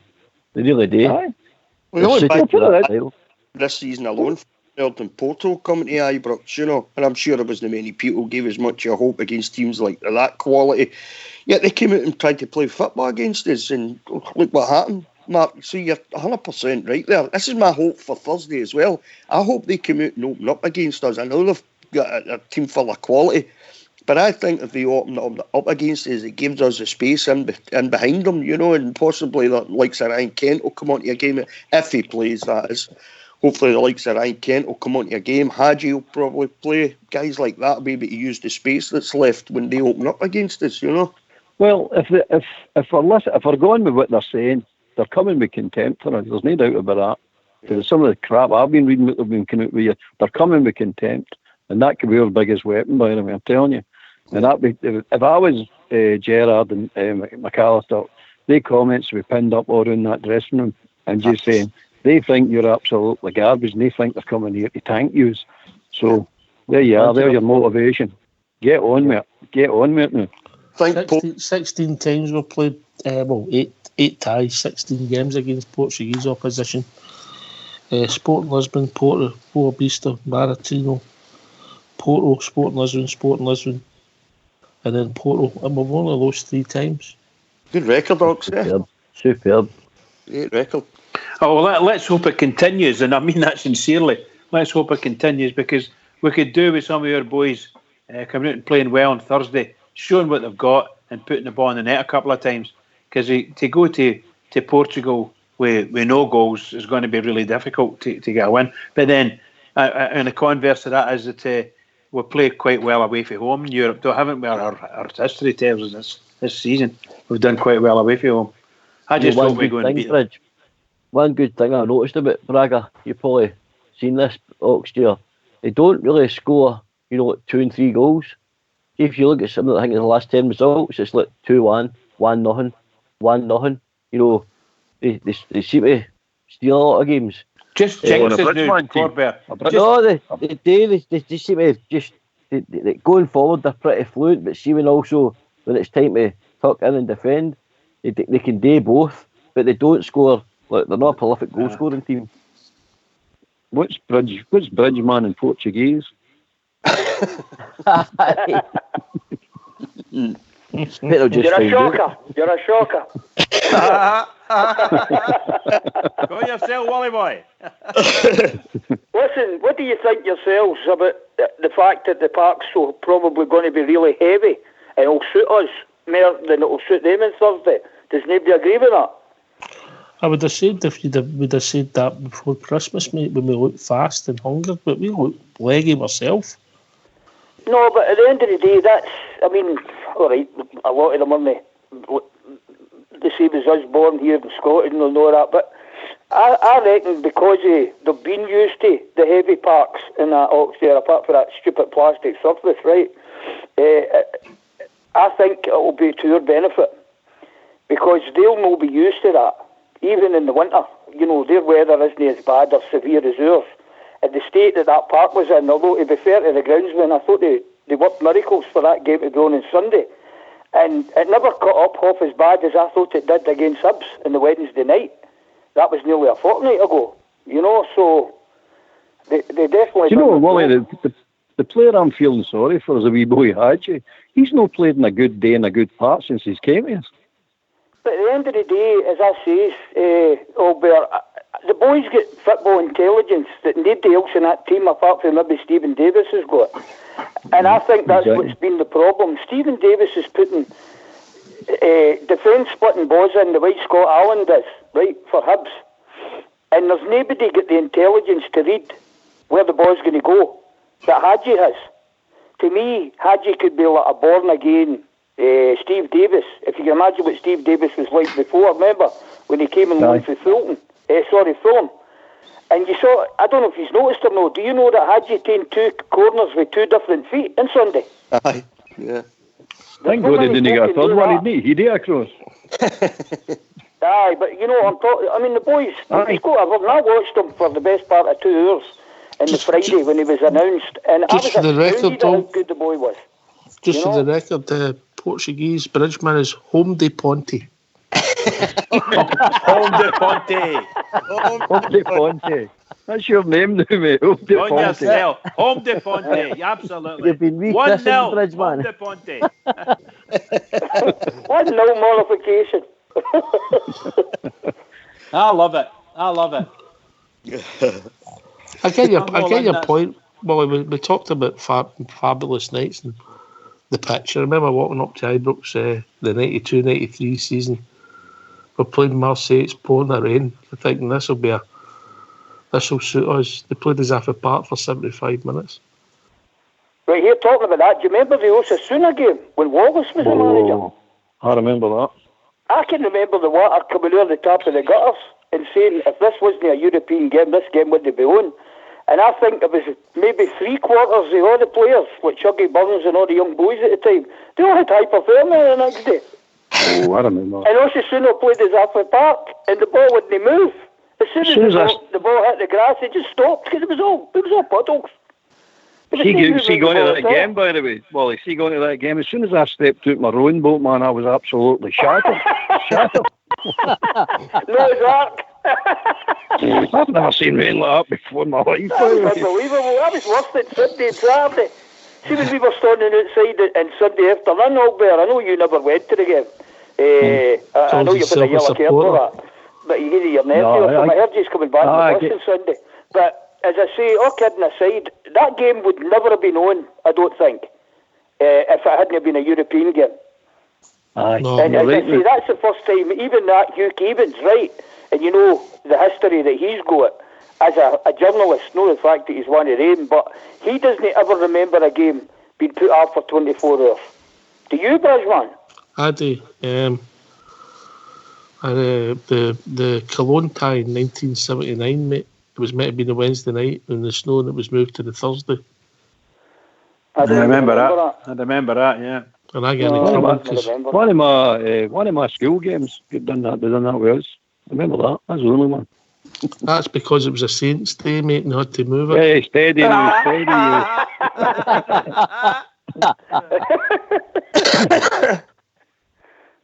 St. Paddy's Day.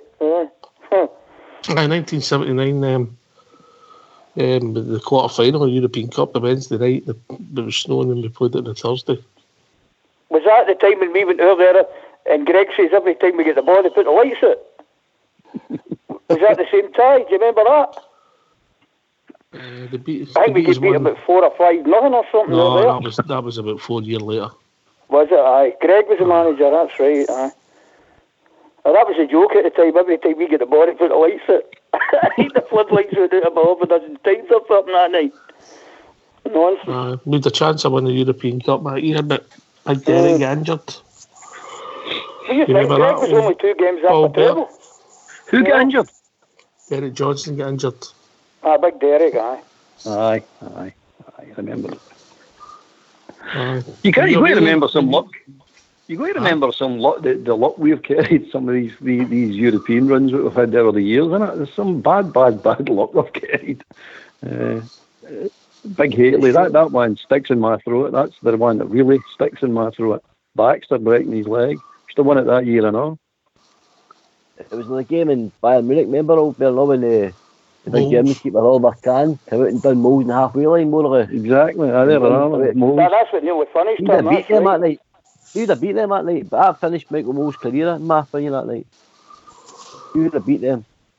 Michael Moles was trying to be a decent thing and hurdle over him. He should have just crashed right into him.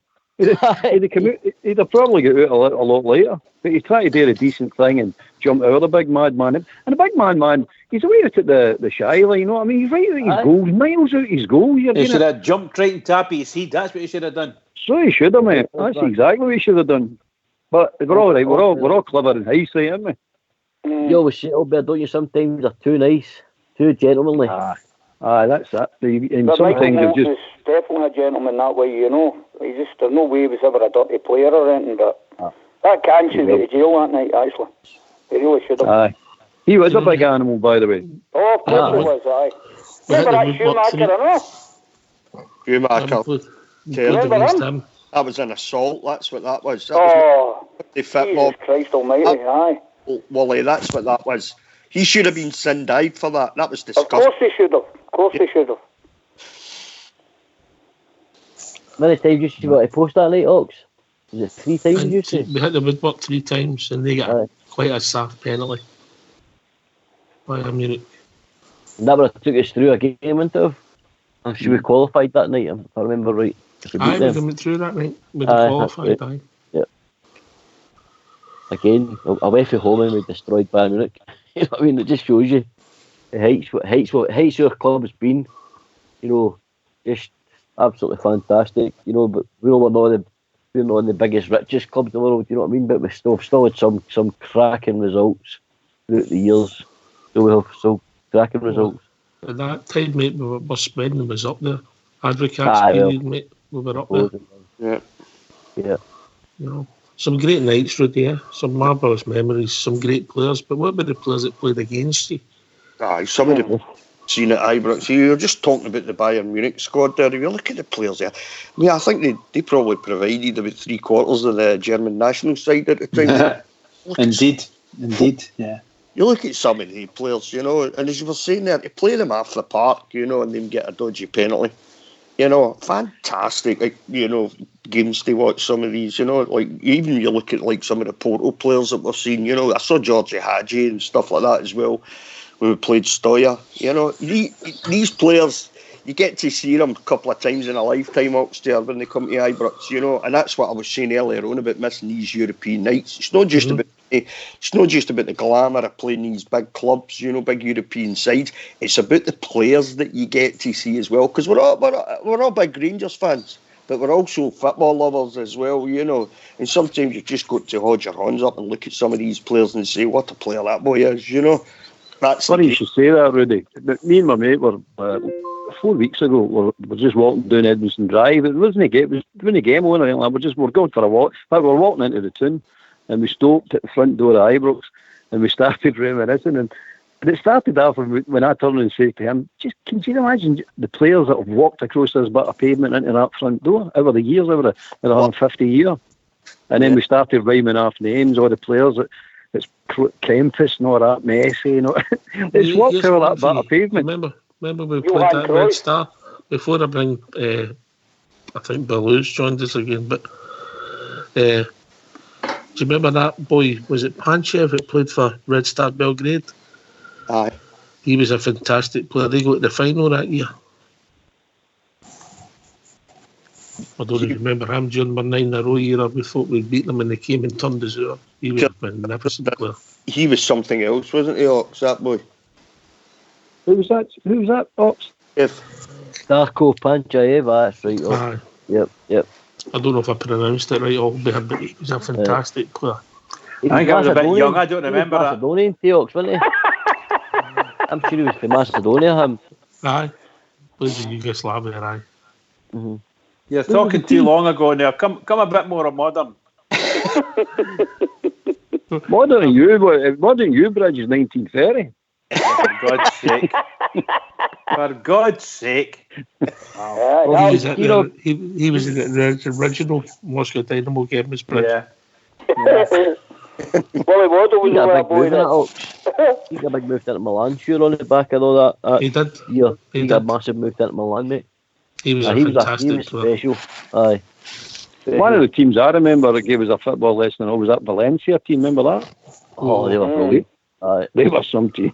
They were Mendieta, what a player. I really rated that boy Mendieta. I really rated him. Highly. If you look in his book, he says, I modelled my game in Oxford. He must have been talking about chess. It's only a couple of lines, not everybody notices it, but it's there. That was Rafa Benitez's team, wasn't it? Aye, they were fabulous, but he was out of this world, that boy.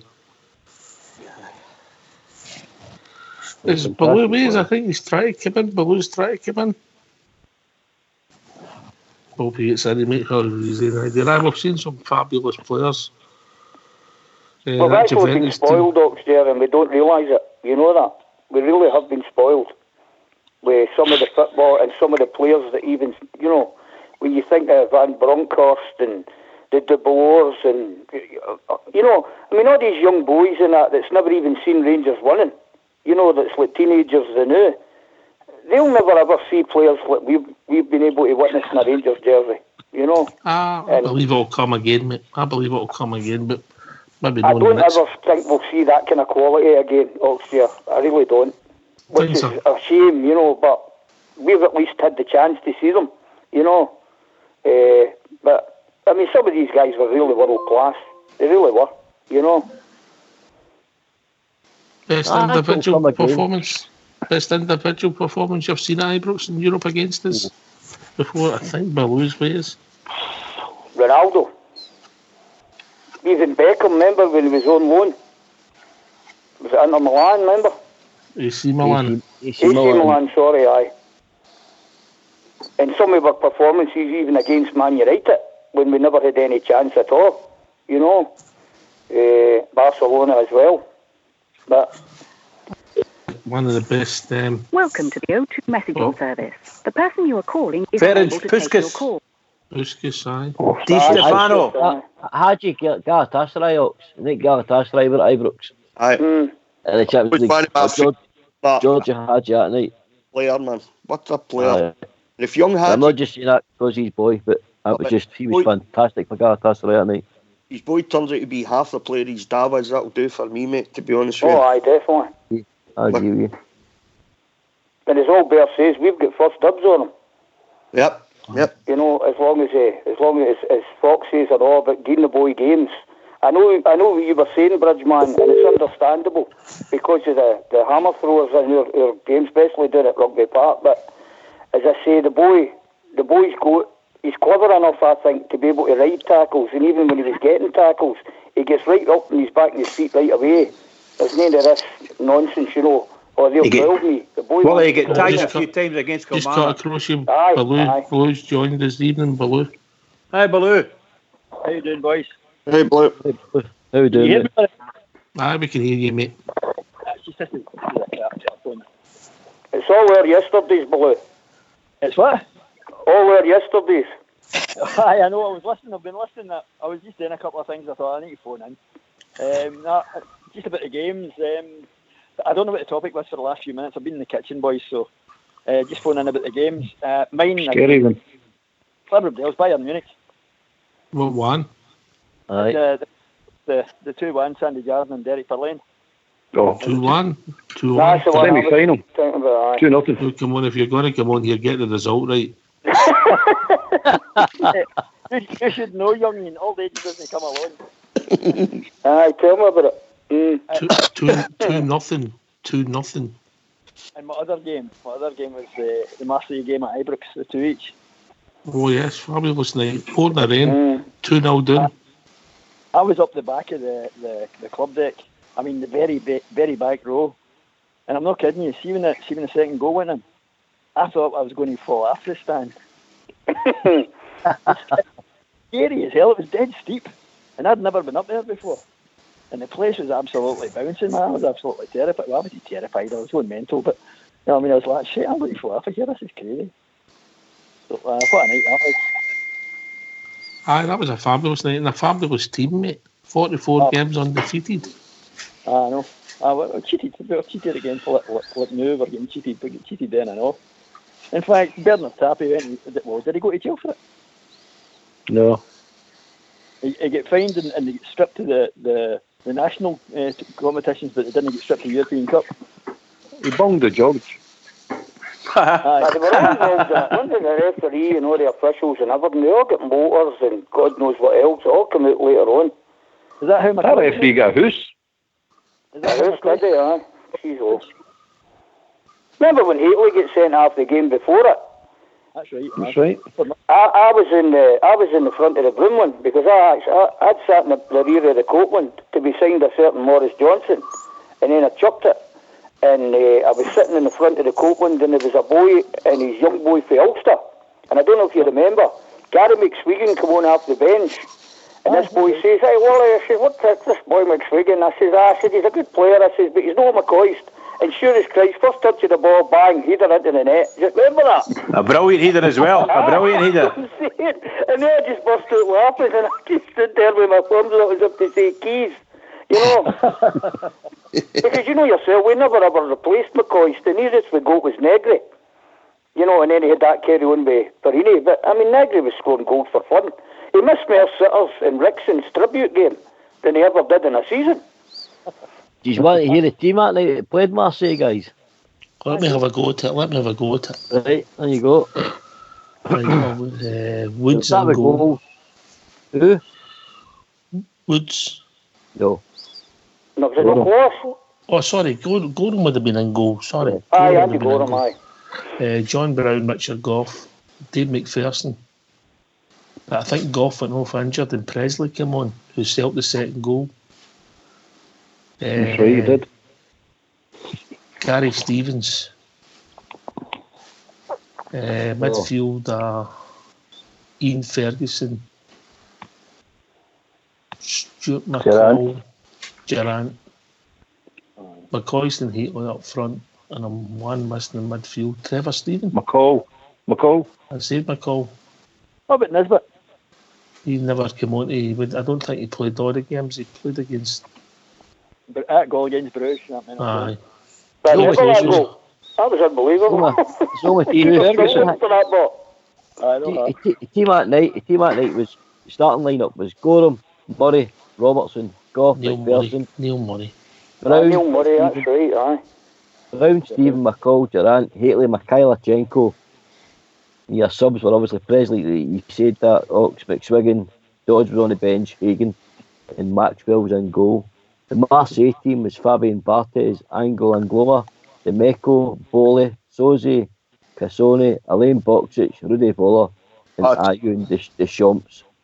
What a team that was, Mark. Aye. It's just wild to think that's they didn't have to bribe anybody. They were good. Their substitute Ox was a big wallet. There are two legs, She mentioned that boy Hagan, he's got the same as Rickson had. That motor neuron disease, that boy. That's correct, aye. Tragic. It's unbelievable, Bridgeman, isn't it? It really is. Just tragic. Wait, you mentioned Neil Murray there, Oxchair. Did you not go and do something in Europe? You know, a job in the European area football. Be a Swiss team, then he come back. I think he was an agent, wasn't he? Ah, right, okay. But I mean, Neil Murray scored a goal. I think he scored a goal in a cup final. One is the treble. I think he got a goal at Parkhead when we won the treble. I think he was a tidy wee player. He wasn't as flamboyant as some have had, but I think he was a tidy wee player, you know. He wasn't daft either because he was training to be an accountant at the same time, mind. Yeah, there you go. There you go. Unbelievable. Full-time player training to be an accountant. Well, you get that boy up at Aberdeen training to be a plumber, isn't he? That's quite good. But who did he go to? He was with Peterhead. Some of the players for yesteryear, but the boy some of the players for yesteryear were part-time at Rangers. The boy Logan that plays fullback. Ian McMillan was only part-time, wasn't he? Aye. He was an architect, wasn't he? Something like that. An architect, that's right. Well, sometimes their job, they know the security wasn't there in football in those days. Nowadays, if you can get a contract, a half-decent contract, you're made for life to all intents and purposes. As long as you're careful, that is, of course, you know. Money some of the kids are getting amazing. They're getting thousands a week. Yeah, I'm saying that they get a half-decent contract. They're not belonging and sort of get a 3 or 4 year contract and actually make it happen for themselves. And get the 4 years, they'll make a few quid. There's a few of them have done well. Just been transfer all the time. Oh yes, there's that side of it too. Absolutely. I mean, football and mercenaries. That's what I call them. Football and mercenaries. That's what they do. Just get around. There was one guy. I think he went to about 5 different teams down in England. Every season, I think his brothers were his, shall we say, looked after him. I can't remember what the boy's name is. Peter Crouch. No, it might have been an Elka. No, I don't know about Peter Crouch. Sorry, I think it was an Elka. He seemed to, like every season or every second season, he was moving for big money and moving. And that family must have made a fortune after these transfers. I think his brother was his agent, wasn't he? Something like that, yeah. Yeah. See, when you're talking about a 4 year contract, I hope you don't mind mentioning it. Obviously, I never heard much of the start of the show apart from the TV guide, but see that injury that Andy Halliday had on Sunday? Aye. That must have been about something like 10 billion to 1 for the fact that he went over the advertising boards and hit that chair that somehow was left upside down because the stewards that normally sit on it, and that just missed his eye. I mean, honestly, what was the chance of that happening when you think about it? And he fell dead. He was unbelievably lucky, and I thought he had a great game on Sunday. He really did, you know. I don't think they should be allowed to put chairs up lying upside down because it's been raining. I don't know if it was maybe because it was windy bridge or whatever. I don't know what's happened, but yeah, but you know, they really can't have anything like that. Sure, I mean, we're lucky they don't get rid of the photographers with their cameras because I'm sure invariably players run into them as well. You know. I think a photographer sitting in these seats and all, do they know? It might have been a photographer's seat. I think that's what Wally's saying. It might just get blown over by the. It's all right. Seat's all right as long as you're sitting in it. But sticking there, it becomes a renting, doesn't it? Yeah. Well, old Bear, we've had a walk down memory lane. Yeah. And we're building up to Wednesday night. I'm sure tomorrow night we'll be talking about the game and the squad and who'll be playing it. Aye, mate. It's starting to get exciting again, isn't it? I'm starting to really look forward to it, and my heart's saying, my heart and my head's saying we'll do it. We're going to do it. Come on, we're due again. We're due hitting a wee bit of form. Yeah. Well, Bridgeman, we've reached that time of the evening, brother. Oh, what can I say? What a wonderful night. I have to say to you, thanks very much. I've thoroughly enjoyed it. It's been great listening to you. And, you know, there's been so much happened. All Bear will tell you. Sometimes you forget wee things. And all of a sudden, it sparks and you get the whole thing just comes back to you like that. Seriously. Brilliant. Thoroughly enjoyed it. Can I just say to all the Rangers fans all over the world, and particularly Rangers fans on here on Rangers Radio, every single one is fabulous night. Thoroughly enjoyed it. 2 sleeps to go. Everybody keep it going for the Rangers because the Rangers really need us. Keep it going. Cheers, lads. Can I thank everybody who came into the panel, everybody who phoned in tonight, some great calls. Thank Fox and Old School Boy in the background doing the technical. everybody for listening. This has been Rangers Radio. We'll be back tomorrow night between 9 and 11. Talking of all things Rangers. Take it away, Old School Blue.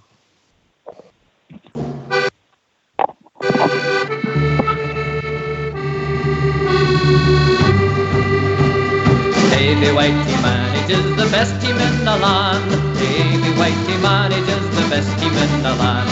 Davy Whitey manages the best team in the land. And the chairs go marching on. Glory, glory, Glasgow Rangers. Glory, glory, Glasgow Rangers. Glory, glory, Glasgow Rangers. And the chairs go marching on. John Craigie is their captain, courageous, bold and true. He just loves to play for the boys in Royal Blue. John Craigie is their captain, courageous, bold and true. And the chairs go marching on. Glory, glory, Glasgow Rangers. Glory, glory, Glasgow Rangers. Glory, glory, Glasgow Rangers. And the chairs go marching on. Ibrox is their home, that's why I'm mighty proud. And if you come to Ibrox you will see me in the crowd. And when they score a mighty roar, the fans will sing and cheer. And the chairs go marching on. Glory, glory, Glasgow Rangers. Glory, glory, Glasgow Rangers. Glory, glory, Glasgow Rangers. The chairs go marching on.